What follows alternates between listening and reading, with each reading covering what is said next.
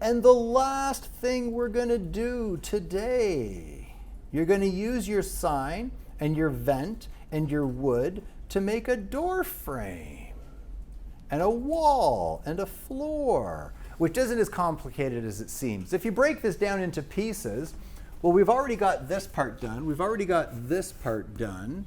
We've already got the wood texture. So what if we made a document, let's say, I don't know, 10 by 10, 300 pixels per inch, and the top bit of it we filled with whatever color we want the wall to be, and the bottom bit we filled with whatever color we want the floor to be. We could grab little sections of the wood, place it around.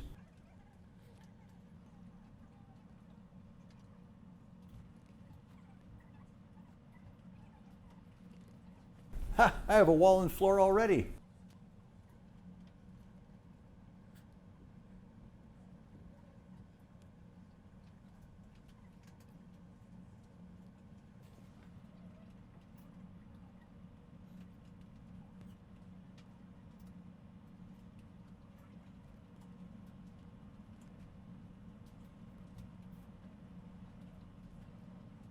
Guys, you want me to run over quickly how I've gotten to where I got so far? I have a wall and a floor, and I have, look at this, I got a door frame, and the door frame even has shading on it. I'm gonna do a quick rundown on how I did that. Watch this, I'm not even gonna save the changes. Don't save! And I'm gonna make a new document, and we'll do, I don't know, set it to inches, make it, I don't know, 10 by 10 at say, maybe 300. 10 inches, yeah, 300 pixels per inch, what the heck. And my floor I did brown, so if I just fill this background layer with, I'll choose a color, and there's my floor color. And I'll name this, again, I like to be creative with my naming, so I'm gonna call it floor. There we go. And the wall, I'm gonna do an aubergine wall, an eggplant colored wall. So I make a selection, I made a new transparent layer. This is gonna be my wall. And I'm going to fill that, edit, fill, and with contents I will choose a color, and I will choose a nice deep, there we go, eggplant color, whatever. There we go, there's my wall. So there's a wall, there's a floor.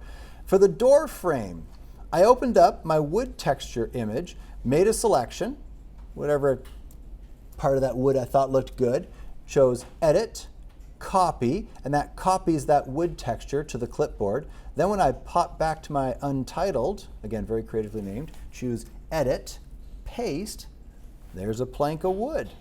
Now this could be the top of the door. I'm gonna need one for the left, one for the right. I could go back and I could choose a different section of the wood, and that would probably be more authentic because then the wood grain would look different. But I'm really lazy, so I'm just gonna duplicate this one, drag it down onto the new layer icon, grab my move tool, move this to the side. There we go, there's two boards. Now, obviously the sides of the door are going to be vertical. This one's horizontal. I can just do edit, transform, and I'll rotate that either 90 degrees clockwise or counterclockwise or whatever. You know what, that is way too large. I'm gonna scale that down. Do a Command T or edit. Free transform is Command T, or I could go directly to transform and scale, and I could shrink that down. You know what, I should have done that before I duplicated it. Dagnabbit, means my top frame's too large. That's okay, I'll just throw it in the garbage. And then I'll duplicate this smaller door section here. Grab it, drag it onto the new layer icon. There's a copy. Move that to the side there. And now I need that top frame again, so I will duplicate another one, which I will rotate, edit, transform, rotate. Let's do clockwise this time, what the heck. And I'll place that at the top there. I'm going to give this a 45-degree bevel across here. And we've looked at various ways of making selections. And you might remember when we had the lasso tool.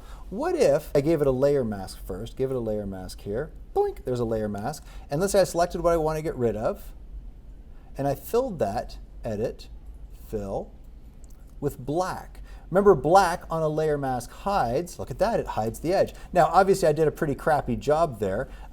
A better way of making that selection, like with just a regular lasso tool, it's going to be wibbly as heck. But what if, when I use the lasso, I click, then I hold the Option key. Notice you get this little stringy line here. Or another way of getting that is if you choose the polygonal lasso tool. If I click here in the corner, and then I pull out around 45 degrees, I can make a selection that represents this left part of the wall here that I want to get rid of, this left part of the door frame. And on the layer mask, remember on a layer mask, black hides. If I choose Edit, Fill, for Contents, Black, deselect, Command D, there's that little bevel. And the shading is basically what we did with that when we made that egg sort of shape. We said, well, what if I made a new transparent layer, took a paintbrush with some black paint, and right now it's affecting everything. If I only want it to affect this top one, if I clip it to it, there's a little bit of a shadow along there. And if I do the same thing on this right side, make a new transparent layer, clip this to that layer, do a click, and again, let's say I had too much coffee, I'm like, going all over the place. If you want it to go in a perfectly straight line, if you hold the Shift key as you drag downwards, it forces it to go in a perfectly straight line no matter where you end up going. So you can just put a little bit of a shadow right across there. And there's some shading.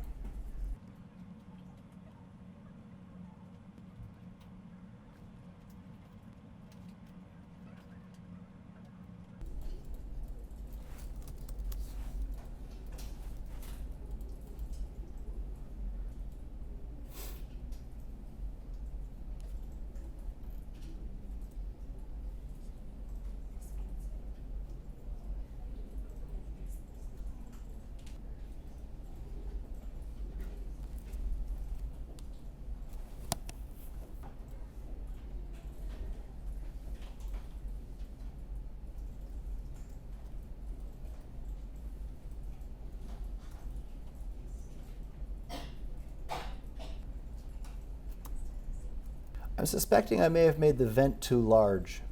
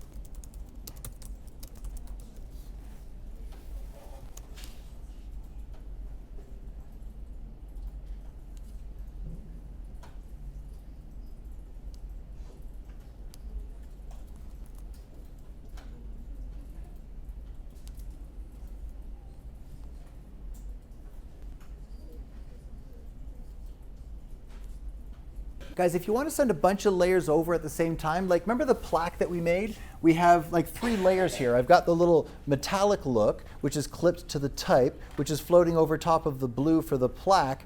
To try to send all 3 of these layers over, it would get pretty chaotic. I've got them all separately in this layered PSD, and that's one of the reasons for saving PSDs of everything. You've got your plaque here, all the layers. If you need to change things, no problem. But I'm actually going to take these 3 layers and merge them into one. And that one layer is what I'm going to send over to my finished document.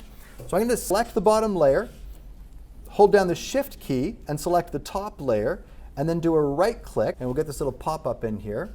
And I'll choose Merge Layers. You can see those 3 layers get merged into one. And that I can copy and paste over. Or another way to send something to another document, I can right-click on the name Layer 1. And if I choose Duplicate Layer, I'll call it Plaque. Normally, if I just hit OK, it'll duplicate it in the Layers panel here. But take a look at this, where it says Destination. It's going to itself, the door plaque document. If I click on the pop-up, though, I can send it to my Untitled 1, which is where I'm building all this stuff up. So by choosing to send it to Untitled 1, when I hit OK, it looks like nothing happened. But when I go to Untitled 1, geez, I made that too big too. There's my plaque, and I can scale it down.